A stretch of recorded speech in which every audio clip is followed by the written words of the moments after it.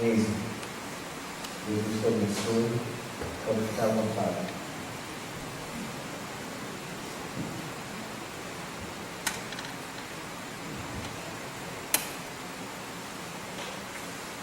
Queridos irmãos, queridas irmãs, antes de mais nada, gostaria de agradecer a oportunidade de serviço que a Sérgio e o Cláudio Deus nos oferecem, sabendo que quem mais se beneficia num momento como esse sou eu, porque apesar de ficarmos aqui juntos alguns minutos, já estamos mastigando o tema já há algum tempo. Então quem mais se beneficiou da proposta fui eu. Por isso eu agradeço a imerecida oportunidade. Vivemos uma época onde todas as pessoas neste planeta, todas, que não encontraram equilíbrio entre estrutura espiritual e vida material, todas vivem situações bem semelhantes: angústias, depressão, doenças as mais diversas, algumas até esquecidas,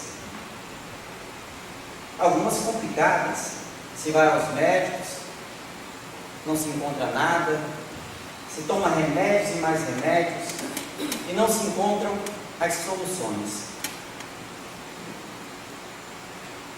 O nosso objetivo aqui não é apontar, dar receitas, até porque a receita já está pronta, faz mais ou menos 2000 anos, o Evangelho de Jesus. E o que é interessante é que os 3 primeiros têm uma linguagem específica. Quem tem dificuldade, pegue João, é mais fácil de ler. Ah, mas eu não consigo ler. Não tem problema não. 18 séculos depois, um educador francês encarnou em 1804 e ficou 13 anos da sua vida traduzindo em como pôr em prática aquela receita. Já está pronta. A nossa proposta, usando o livro Paulo Estevam, é demonstrar que nós podemos ler a receita sozinhos.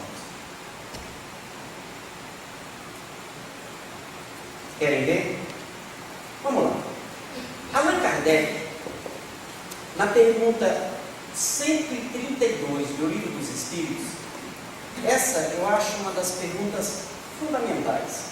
Apesar de que as 1018 ou 1019, dependendo da tradução, são todas fantásticas, mas essa merece de nós. Se você não tem sofrimento na sua vida, se você não tem angústia, se você já está no nível espírito puro, aí não tem problema não, pode deixar para lá. Mas se você é gente normal, que sofre, que se angustia, que faz bobagens, que se arrepende, mas que tem vontade de acertar, então acho que merece uma atenção. É a 132, 167 e 171. 132, 167 e 171. Nós vamos ler superficialmente a 132, que é: qual o objetivo da encarnação dos espíritos? Não é o objetivo da reencarnação. Aí é 167 e 171. Qual o objetivo, qual a finalidade em que se baseia a justiça da reencarnação? É por que a gente nasce. Pergunta 132, está nas primeiras. Então ele está falando de nós ainda, enquanto espíritos. A questão 115 é a que fala que somos espíritos que nascemos puros, simples e ignorantes. Está no começo. Aí Kardec pergunta assim: mas por que tem que encarnar? Ele sabendo das dificuldades, e isso é século XIX, onde era muito mais difícil de se viver, onde era muito mais fácil morrer. onde os duelos ainda eram na base da espada, hoje é na base da língua, na base de ego. Era muito mais difícil. E Kardec pergunta, mas se nós somos espíritos imortais e tal, por que temos que encarnar? A pergunta é fantástica, a resposta é espetacular. Porque ele explica detalhadamente o que é que nós temos que fazer. Deus lhe impõe a encarnação com o fim de chegar à perfeição. A gente vem para cá para nos tornarmos perfeitos. Bom, tudo bem. Até é fácil. O que é isso? Para uns é expiação, para outros é missão. Ele aqui ainda não fala em provas. A palavra provas aparece na 167 e na 171. Diz respeito à reencarnação. É importante nós entendermos essas definições, porque quando a coisa pega para a gente, quando a corda pega no pescoço e nós não temos saída, a única é orar, quando a gente lembra disso, dá uma folga, dá um suporte. Para uns é expiação, para outros é missão. Mas para alcançarem essa perfeição, tem que sofrer todas as vicissitudes da existência corporal. Nisso está a expiação. Aqui merece um seminário. Em todas as traduções, inclusive na tradução em francês, esse trecho que eu acabei de ler está em negrito, está em itálico e negrito. Isto é, está em destaque. Para chegar à perfeição, nós temos que sofrer todas as vicissitudes da encarnação. Isto é, nós temos que passar por todas as situações. Todas. Para quê? Você só vai amar um muçulmano no dia que você compreender um. E você só vai compreender se aprendeu a amar agora ou se for muçulmano. Você só vai saber o que é ter um filho se você aprender a amar a mulher que tem filhos, compreender o processo, ou então ser humano. É isso. Sério? Nisso é que está a expiação. Então a gente já vê que, para o livro dos Espíritos, expiação não tem aquele quê de desgraça. Quando a gente diz, a Terra é um planeta de provas e expiações, é só de desgraça. Não, expiações, onde as pessoas vêm para assumir determinados papéis e viver esses papéis. Provas, repetir os papéis que faliram. Simples assim. Quem complica? Nós. Visa ainda outro fim à encarnação. O primeiro objetivo da encarnação é pessoal. É você passar pelas situações e aprender com elas. E aí eu tenho uma notícia para os senhores. A neurociência tem nos mostrado que só existe um jeito de aprender. O resto é acumular informação.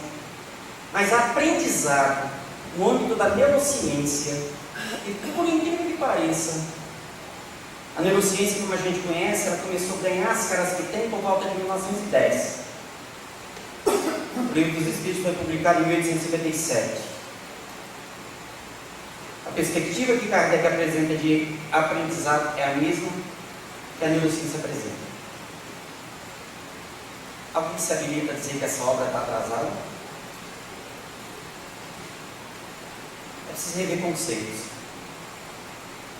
Só existe uma forma de aprendizado real e espiritual, é vivência. Não se aprende o que não se vive. Não se preocupe não, meu filho. Quando você for pai, você vai saber. Hoje você diz assim, né, sua sem vergonha, né? Mas quando você for mãe, você vai ver porque eu me preocupo com você. Nossos pais, nossas mães já sabiam disso. E não é que quando a gente se torna pai, se torna mãe, diz, não é que pai tinha razão, não é que mãe estava certa. Por isso é que nós encarnamos. Porque você encarna médico para aprender a cuidar da saúde. Você encarna professor para ganhar a chave do reino dos céus. Não, para aprender a ensinar. Você encarna bibliotecário para aprender a cuidar das memórias. Você reencarna lixeiro para cuidar da higiene pública. Eu não vou falar em política porque o clima vai pesar. Mas é assim. Visa ainda outro fim de encarnação: o de pôr o espírito em condições de suportar a parte que ele toca na obra da criação. Eu venho, aprendo e ensino.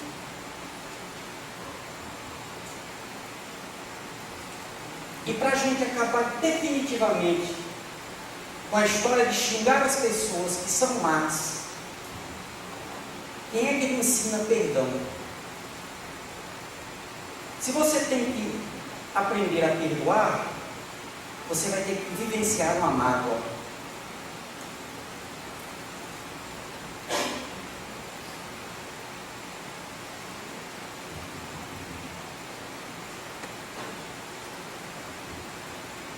São nossos professores.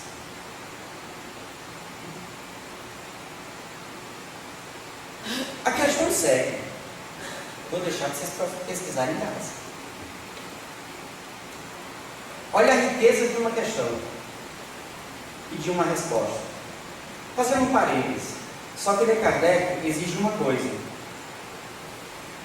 Antes de ir para quando a gente está estudando no grupo de estudo, a gente faz assim, né? Tem sexo espírito?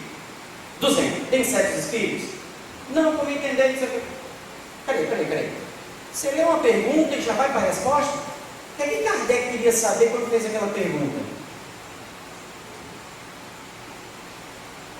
Ou eu entendo o que Kardec está perguntando, ou não adianta, porque eu não vou entender a resposta.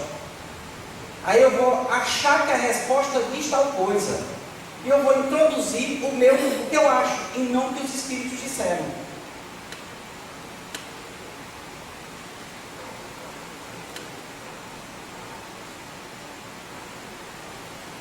Muito bem. Aonde é que Paulo e Estevão entram nessa história? É que o que eu acabei de ler, nós já sabemos. Não é novidade para nós. Talvez para alguns estejam ouvindo pela primeira vez. O Espiritismo não resolve seus problemas. Ele explica a você por que eles acontecem. Ele lhes dá o combustível para você aprender com eles. Chico Xavier é talvez o espírito dos mais especiais que encarnou no nosso meio. Pelas lições que ele passou, que ele nos deixou. Pelo exemplo de espírita, de cristão, de ser humano, de tudo aquilo que nós precisamos ser para atingir a perfeição. Tanto que nas palavras de Joana de Ângeles, através da psicografia de Nivaldo Pereira Franco, quando o Chico desencarna, o próprio Cristo vem recebê-lo. Um homem que viveu há pouco tempo. E talvez nessa casa tenham pessoas que tenham visto pessoalmente. Não estamos falando de São Francisco de Assis, que viveu no século XII.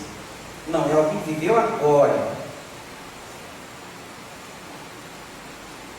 E se é possível um homem que viveu o nosso tempo ser recebido pelo Cristo, por que não nós?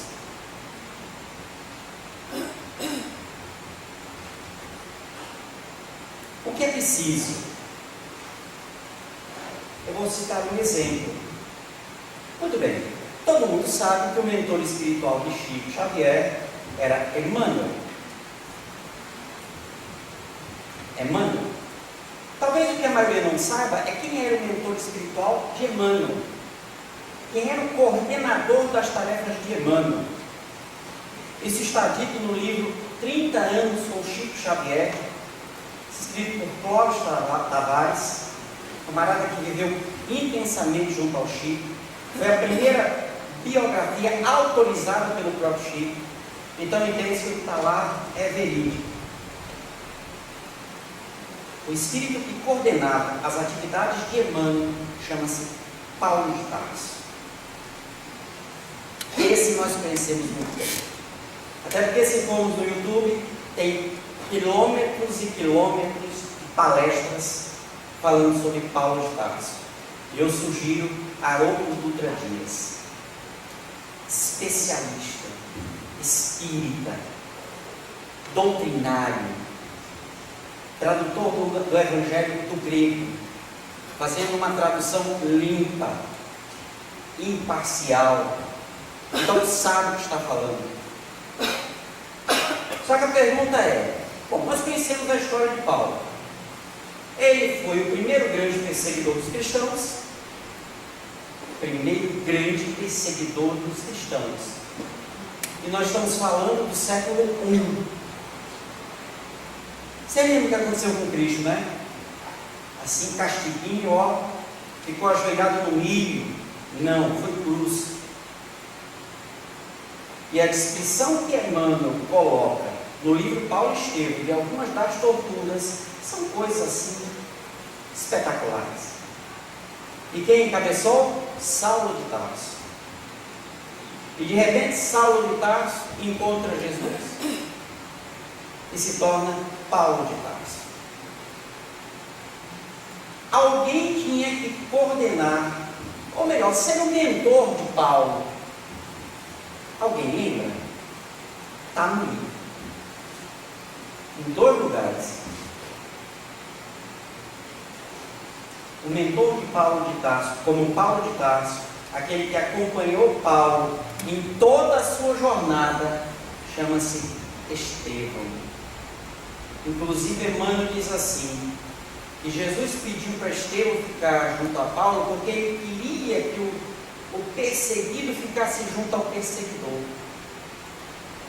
E quando Paulo, lá na frente da história, está em Roma, e chega a notícia das dificuldades que as igrejas viviam, porque justamente essa história de achar que é desse jeito ou daquele jeito, e ninguém fazer o que de fato a mensagem pede, ele fica preocupado, e entende que a obra vai cair, só que ele não tinha como ir. Aí ele ora, o Cristo aparece para ele, e diz, aquele que ama não precisa ir, escreve. E no final da fala do Cristo, assim, a partir de agora, Estevão vai ficar mais perto de ti. Então ele já estava, ficar mais perto. Como é o título da palestra? Paulo e Estevão. Na verdade, eu vou deixar Paulo sentado aqui. Eu quero falar de Estevão. Estevão, eu vou ser bem rápido, é só para despertar a curiosidade para vocês lerem o livro. Não se assuste, ele é volumoso. Mas é igual queijo de coalho. Você vê aquele torre desse tamanho, você não dou conta. Quando você pensa que não, traz o próximo. Sabe? É desse jeito, você vai. Estevão, a parte que eu vou ler uns trechos aqui, ele está preso, porque Saulo de Tarso foi visitar a casa do caminho, que era a primeira igreja cristã, não se tinha esse nome de cristãos, isso veio depois, e ele fez um discurso e Paulo achou que Estevão tinha desafiado ele, porque Paulo era o top do top, era o Einstein do judaísmo, era o futuro da nação judaica. Tinha sido treinado por um dos mais respeitados sacerdotes da época, Gamaliel, neto de Hilel, um dos principais pais do judaísmo. Vindo de família rica, falava vários idiomas, era um deus grego.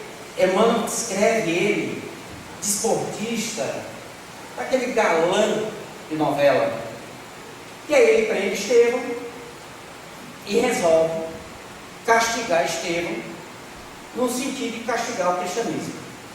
O que ele não sabia é o seguinte: Paulo estava noivo, e a noiva dele era irmã de Estevão. Agora a trama, aí vocês vão ter que ler o romance. O momento que eu começo a ler é o momento do apedrejamento de Estevão. O mártir do caminho sentia-se amparado por forças poderosas e intangíveis. A cada novo golpe, pedras, sentia recrudescer os padecimentos infinitos que lhe perturbavam o corpo machucado. Mas no íntimo, guardava a impressão de uma lenidade sublime. Está sendo apedrejado, mas mantém a tranquilidade em função da consciência tranquila. Lembre disso quando estiverem apedrejando você. Hoje não tem mais esse tipo de apedrejamento, mas tem o apedrejamento da língua. Outra nadinha. O coração batia descompassadamente. O tórax estava coberto de feridas profundas, as costelas fraturadas. Nessa hora suprema, recordava os mínimos laços de fé que o prendiam à vida mais alta. Lembrou todas as orações prediletas da infância. Fazia o possível por fixar na retina o quadro da morte do pai, supliciado e incompreendido. Capítulo 1 do livro.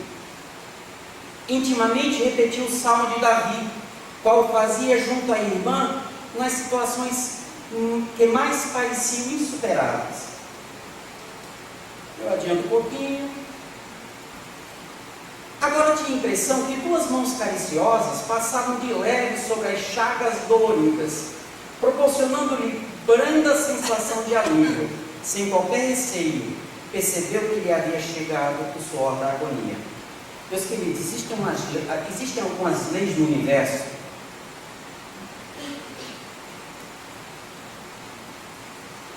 que são imperturbáveis. Pega a terceira parte do livro dos Espíritos, leis morais. Essa é uma outra fala que nós fazemos, um estudo sobre essas leis. A primeira parte das leis naturais são as leis da física, da química, da biologia, das leis de Newton, das leis de Lavoisier. A segunda parte são as leis morais. A palavra moral, no contexto do livro dos Espíritos, pode ser traduzida sem nenhum problema como conduta. As leis da conduta, as leis do comportamento, as leis das relações. Tanto que quando você pega as leis morais na sequência, você vê, umas falam da relação do homem para com Deus, da relação do homem para consigo mesmo e da relação do homem para com os outros. E dentre essas leis, tem uma que eu acho espetacular, lei da sintonia. O que diz a lei da sintonia? Sintonizarás com o padrão vibratório que gerais. Pensa em coisa ruim, atrai coisa ruim. Ponto. Pensa em coisa boa, atrai coisa boa. Ponto. O problema é que para o viciado em droga, o bom é a cocaína. Então nem sempre o que é bom para você é bom para o outro.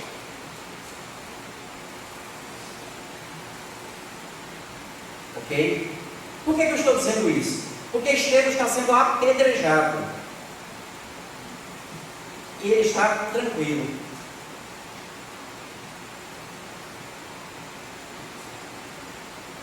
Vejam que em nenhum momento ele fez uma prece. Ele está em estado de prece. Olha o que acontece.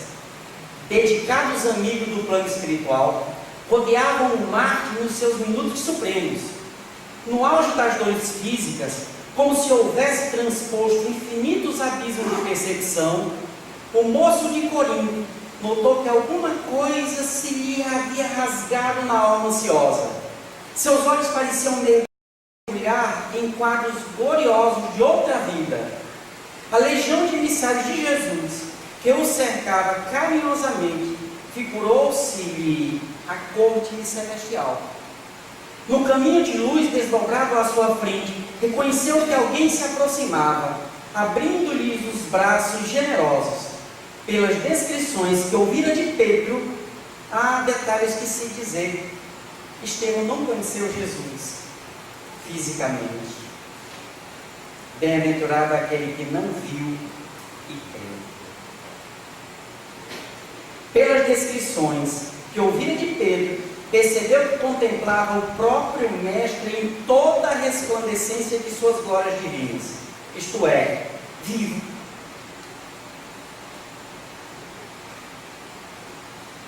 Estava vivo. Saulo observou que os olhos do condenado estavam estáticos e fulgurantes. Foi quando o herói cristão, movendo os lábios, exclamou em alta voz: eis que vejo o céu aberto e o Cristo ressuscitado na grandeza de Deus.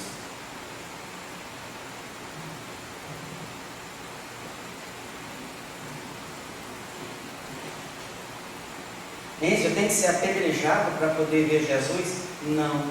Você tem que viver a mensagem dele. Ser apedrejado faz parte. Mas não se esquente. Esse tipo de apedrejamento não tem mais.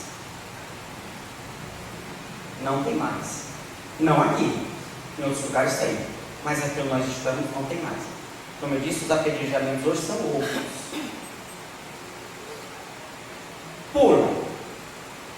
Nesse instante, ignorando-se algo de tão singular atenção, o pregador do caminho, Estevão, saiu de sua impressionante mobilidade.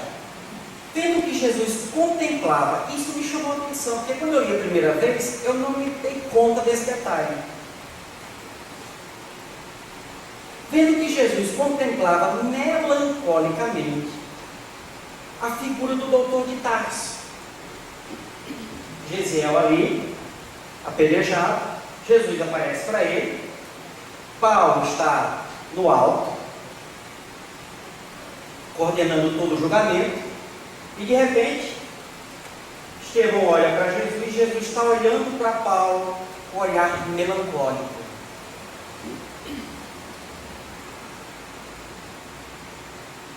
Melancolicamente, a figura do doutor de Tarso, como a lamentar seus condenáveis desvios. O discípulo de Simão experimentou pelo verdugo por Paulo. Se eu ler isso aqui agora para vocês não terão desculpa depois de saírem daqui.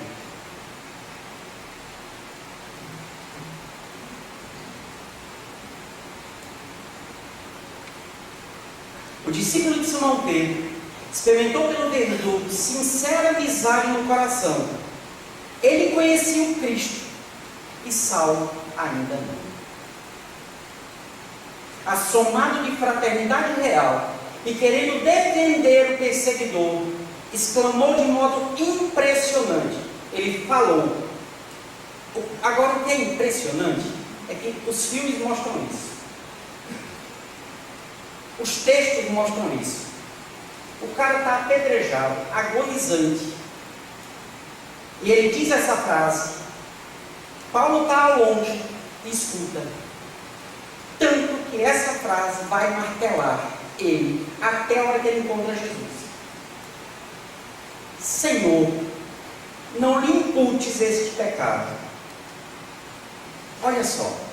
O que Estevão quis dizer quando disse isso? Senhor, que ele não carregue esta culpa.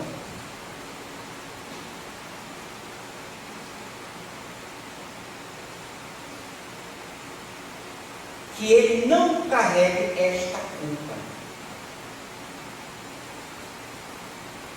Daqui para frente, na hora que vocês derem as costas, saírem por aquele portão, que alguém agir anticristamente com vocês, você pensa, ele conhece Cristo? Não. Não lhe imputes esse pecado, Pai. Porque agora vocês ouviram, tem o exemplo e sabem o significado.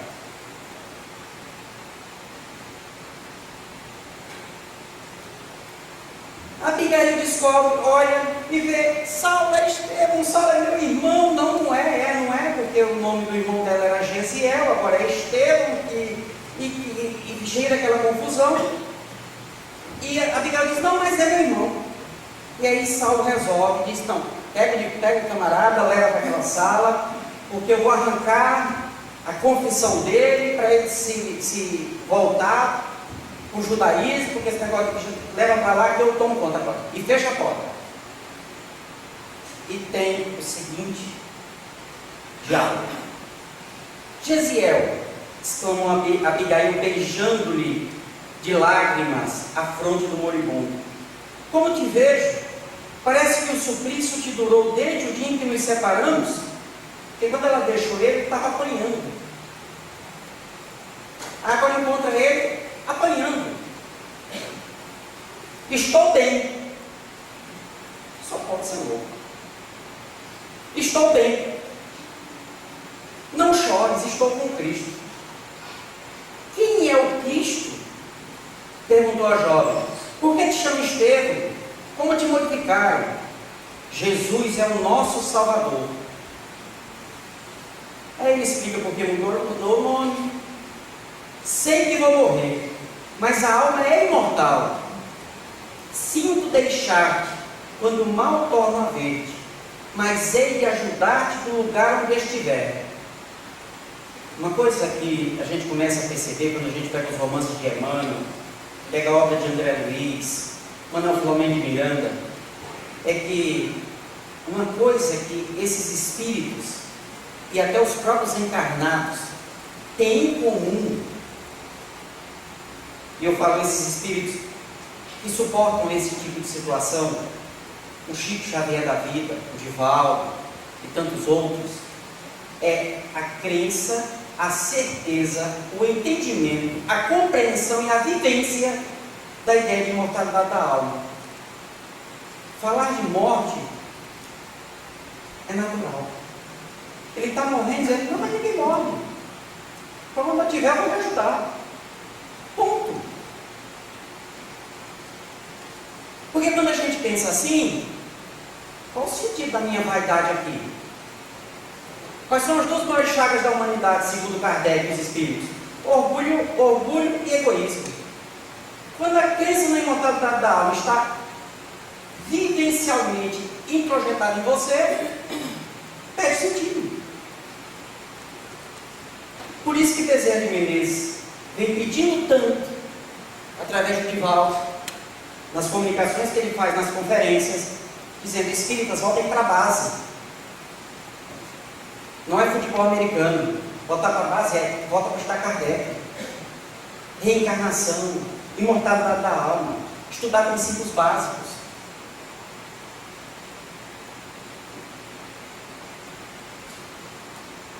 E nós temos, está em casa, os livros. Os grupos de estudo estão no centro. Ouve, Gesiel, quem te ensinou esse Jesus para te levar a um fim tão doloroso? Não penses dessa maneira, prosseguiu com dificuldade.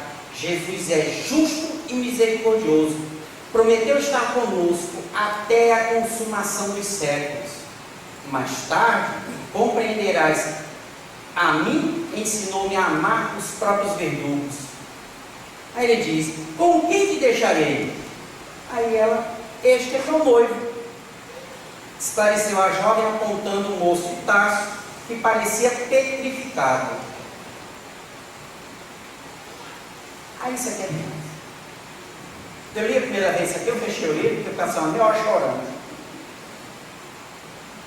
Vocês entenderam? O cara está morrendo por culpa de Paulo. Por causa da vaidade de Paulo. Cristo os abençoe. Não tenho no teu noivo um inimigo, tem um irmão. Saulo deve ser bom e generoso. Defendeu Moisés até o fim. Quando conhecer a Jesus, servi-lo-á com o mesmo fervor. Ser para ele a companheira fiel e amorosa.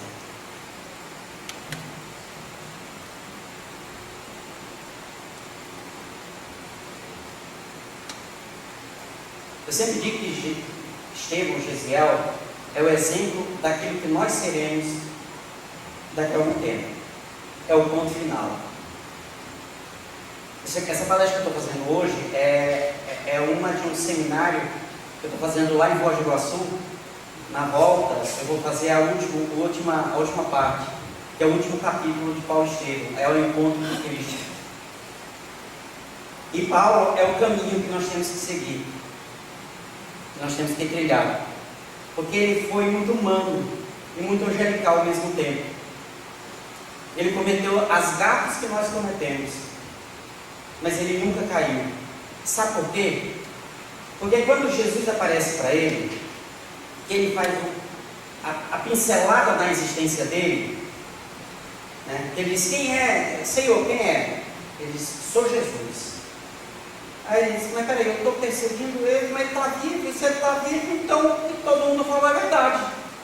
O que Estevão falou, o que Abigail falou. Aí o que é que bate? Remorso. E quando ele começa a entrar nessa onda de remorso, que é o que nós fazemos, porque não lemos Paulo Estevão, se lemos, pulamos essa parte, Jesus diz assim: não recalcitrei ante os aguilhões. Recalcitrar, voltar, aguilhões, agulhas. É metafórico. Não volte para as agulhas. Se você voltar para elas, você vai ficar preso nelas. É por isso que André Luiz disse que o maior inimigo da evolução na encarnação é a consciência de culpa. Aí o que é que Paulo diz? Senhor, o que queres que eu faça?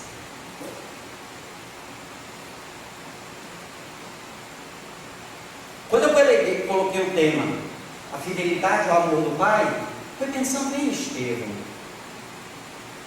Porque geralmente a gente pega muito Paulo, mas esquece de Estevão, que já estava pronto.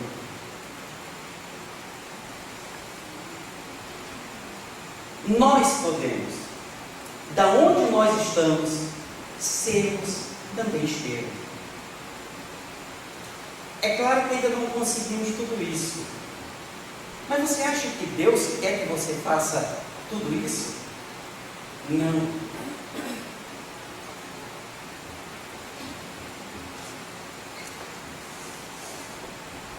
Deus lhe impõe a encarnação, confia em fazê-lo chegar à perfeição. Para uns é expiação, para outros missão. Mas para alcançar essa perfeição, tem que sofrer todas as vicissitudes da existência corporal. Nisso está a expiação. Você está onde Deus lhe colocou, que é onde você precisa. É sua sala de aula, com os professores que você precisa, não com o que você merece. Nós temos o que nós precisamos.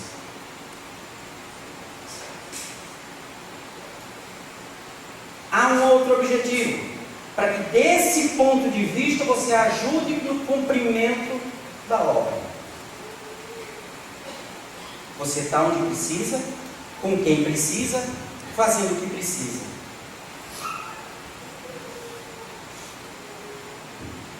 Para encerrar,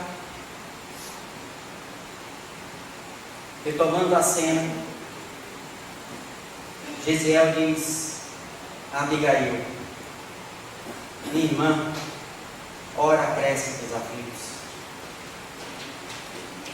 E ela, semelhante a um anjo, não é o meu caso, diz assim: Senhor Deus, Pai dos que choram, dos tristes, dos oprimidos, fortaleza dos vencidos, consolo de toda dor, embora a miséria amarga dos prantos de nosso erro, deste mundo de desterro, clamamos por vosso amor.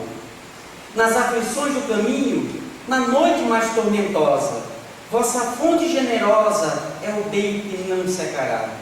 Sois em tudo a luz eterna, da alegria e da bonança, nossa porta de esperança, que nunca se fechará.